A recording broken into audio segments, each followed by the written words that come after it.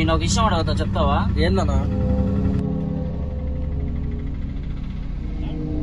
మా ఇంట్లో వాళ్ళు ఫోన్ చేసి వీళ్ళంతా రాబాగా ఏమైనా అయిందా? ఏమన్నా ఈ మధ్య నైట్ పూట కూడా జనాలు రావడం మానేశారు ఈ రోడ్లోన. ఎందుకైనా మంచి దీంతో చెప్పిన మాట ఉందన్నా. సరే అన్న.